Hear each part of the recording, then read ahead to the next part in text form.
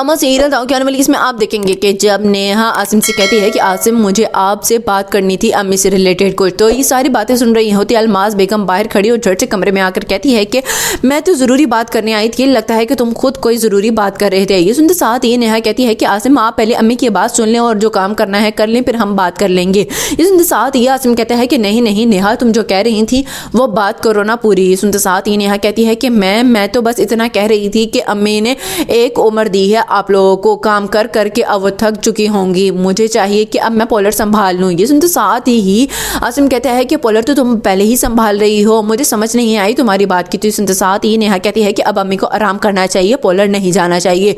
दूसरी सीन में आप देखेंगे कि उधर जब साद की माँ अलमास बेगम से कहती है कि मैं तो बहुत ही ज़्यादा परेशान हूँ, तुम कोई हल निकालो ना, सारी की सारी हरकतें साद की खुल चुकी हैं निशा पे। ये सुनते साथ ही अलमास बेगम कहती हैं कि ये तो मुझे पहले ही पता था और देखो मैं कुछ नहीं कर सकती हूँ, शादी तक की जिम्मेदारी थी मुझ पे, मैंने शादी करवा दी, अब आगे तुम खुद जानो। ये सुनते साथ ही साद की माँ कहती है कि ऐसे तो बीच में ना छोड़ो मुझे, मैं क्या करूँगी, मेरा तुम्हारे अलावा कोई भी नहीं है। ये सुनते साथ ही अलमास कहती है कि देखो मैं कुछ भी नहीं कर सकती हूँ, अब और क्या करूँ, अब जो होगा वो तो अल्लाह ही मालिक है, या तो तलाक होकर रहेगी या फिर ऐसे ही ये सब कुछ चलता रहेगा। ये सुनते साथ ही साथ की माँ कहती है कि लेकिन अगर उसने अपने घर में बता दिया तो फिर। ये सुनते साथ ही अलमास बेगम कहती है कि कुछ भी नहीं बताएगी निशा अपनी माँ की बीमारी की वजह से। लास्ट में आप देखेंगे कि उधर जब निशा साद को नशे में धुत पड़ा हुआ देखती है तो कहती है कि ये सब कुछ क्या है साद, आप इस तरह क्यों पड़े हुए हैं। ये सुनते साथ ही साद कहता है कि मैंने तुम्हें कहा था ना कि मुझसे कोई भी सवाल ना करना, तुम होती कौन हो। तो ये सुनते साथ ही निशा कहती है कि मुझसे ये सब कुछ छुपाया गया है, अच्छा नहीं किया आप लोगों ने। ये सुनते साथ ही साद